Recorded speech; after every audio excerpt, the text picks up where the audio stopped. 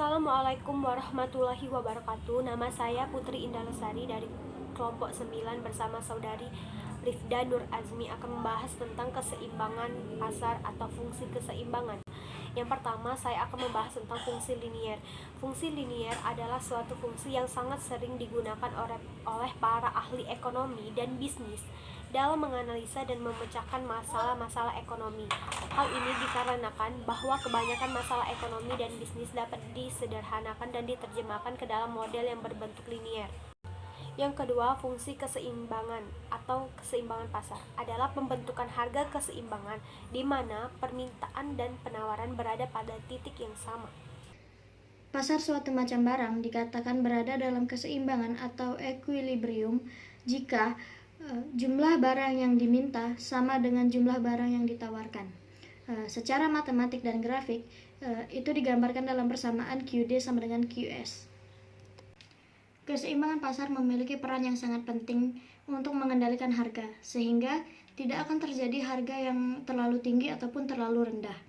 Nah, keseimbangan pasar ditandai dengan kurva yang saling berpotongan antara permintaan dan penawaran.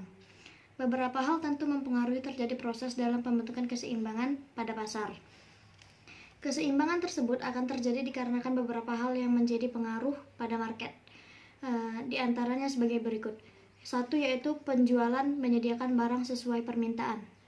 Tugas penjual adalah menyediakan barang disesuaikan dengan permintaan yang ada pada pembeli. Jika barang yang disediakan terlalu banyak, sementara itu tingkat pembelian bayarnya menurun, maka akan terjadi ketidakseimbangan, bahkan berpengaruh pada harga pasar yang ada. Nah, oleh karena itu, untuk menciptakan keseimbangan pada pasar, dibutuhkan barang yang sesuai dengan permintaan pembeli, ditandai dengan jumlah sama pada waktu, sehingga harga pun tetap normal, tidak mengalami lonjakan harga ataupun penurunan harga. 2. Stok barang sesuai penawaran pembeli. Dalam mendapatkan kesepakatan harga, maka pembeli akan melakukan penawaran kepada penjual. Pembeli pun akan membeli stok barang dari penjual sesuai dengan yang dibutuhkan. Nah, jika kedua belah pihak menyetujui adanya kesepakatan harga yang sesuai dengan harga yang telah ditentukan, maka tersebutlah atau inilah yang disebut dengan harga keseimbangan. Nah, selain itu, stok barang yang tersedia akan konstan saat itu juga, sesuai yang dibutuhkan pembeli dan tersedia pada penjual. Jika stok barang kurang atau bahkan langka, maka pembeli akan kesulitan mendapat barang. Hal ini akan berpengaruh pada harga. Nah, yang ketiga yaitu ada keseimbangan permintaan dan tingkat ketersediaan. Kebutuhan pembeli akan barang yang ada pada pasar menjadikan penjual harus memastikan stok barang terus ada dalam periode tertentu dan tidak menambah jumlah ketersediaan barang yang berlebihan. Maka saat pembeli melakukan permintaan terhadap barang tersebut dengan tidak merubah jumlah permintaan, terjadilah keseimbangan. Hal ini berpengaruh pada harga barang yang ada di pasaran. Harga barang akan disesuaikan dengan permintaan pembeli dan kesepakatan dari penjual. Nah, dengan memperhatikan harga yang sama dan jumlah yang sama pula, maka keseimbangan pada pasar terjadi dengan baik. 4. Adanya kesamaan jumlah antara stok produsen dengan permintaan konsumen. Nah, pada tingkat pemasaran yang efektif, produsen akan menjual barangnya dengan stok yang ada. Setiap harinya, produsen akan menambah jumlah stok barang, sementara itu konsumen pun melakukan permintaan barang sesuai dengan jumlah seperti biasanya.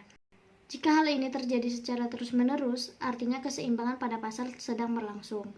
Nah, hal ini terjadi dan berpengaruh kepada harga pasar. Tidak ada alasan bagi produsen untuk menaikkan atau menurunkan harga. Hal ini dikarenakan sudah terjadi keseimbangan dan harga tetap konstan seperti biasanya. Seperti yang kita ketahui, kesamaan dari keseimbangan pasar itu sendiri yaitu QD sama dengan QS, di mana QD itu adalah jumlah permintaan, QS adalah jumlah penawaran, E itu adalah titik keseimbangan, Q adalah jumlah keseimbangan, dan P itu adalah harga keseimbangan. Di sini saya akan membahas tentang contoh soal.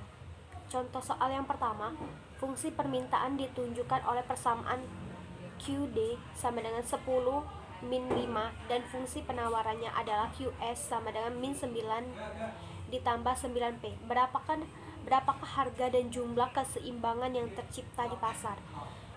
Baiklah, jawabannya di sini adalah memakai rumus QD sama dengan QS atau permintaan sama dengan penawaran. 10 min 5P sama dengan min 4 plus 9P. 10 min 5P pindah ruas ke kanan dan 9P pindah ruas ke kiri menjadi 14P sama dengan 14. P-nya di sini sama dengan 1. Itu adalah PE-nya atau harga keseimbangannya. Sedangkan Q-nya adalah 10 min 5. Q-nya di sini sama dengan 5. Yang berarti jumlah keseimbangannya adalah 5. Jadi harga dan jumlah keseimbangan pasar adalah 5 dan 1.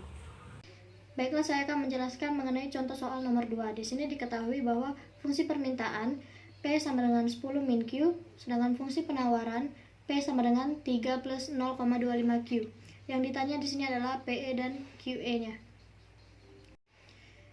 Baiklah, kita akan menjawab soal nomor 2 tadi, di mana kita diketahui fungsi permintaannya yaitu P sama dengan 13 min Q.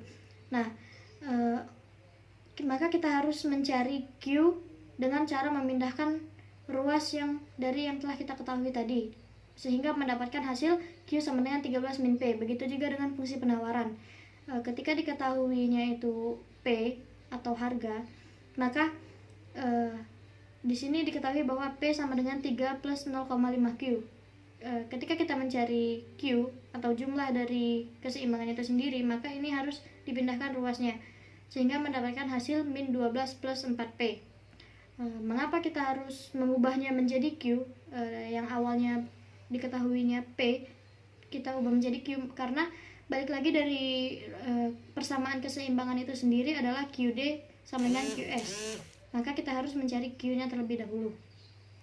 Nah, untuk menjawabnya, maka kita harus memasukkan persamaan ini sehingga di mana persamaan ini QD sama dengan QS, kita tadi telah mendapatkan QD dan QS-nya.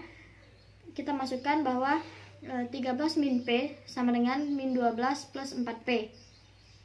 Nah, di sini kita samakan.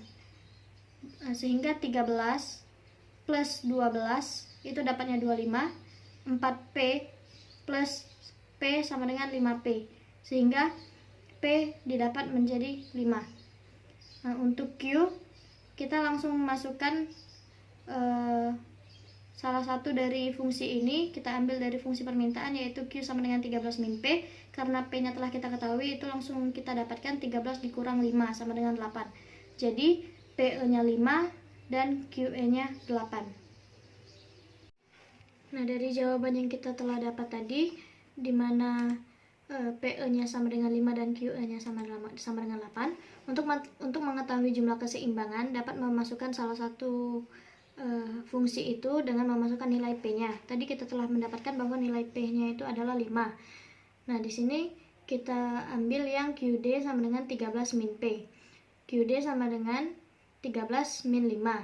Nah, jadi QD-nya kita mendapatkan 8. Jika kita ambil menggunakan persamaan QS, maka QS sama dengan min 12 plus 4P, sehingga didapatkan QS sama dengan min 12 plus 4 dikali 5. Nah, dari mana 5 ini? Yang tadi kita dapat P di jalan sebelumnya. Nah, setelah kita lakukan penjumlahan, maka kita akan menghasilkan QS-nya sama dengan 8. Nah, jadi jumlah keseimbangan terhadap barang adalah 8, dan harga dan jumlah keseimbangan pasar adalah E-nya 5 dan 8. Nah, di sini terbukti bahwa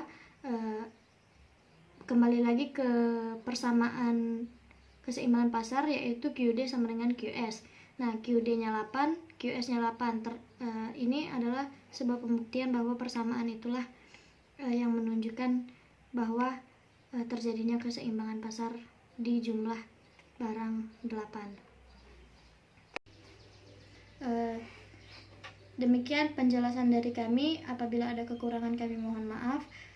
Apabila ada salah kami mohon ampun. Akhir kata, assalamualaikum warahmatullahi wabarakatuh.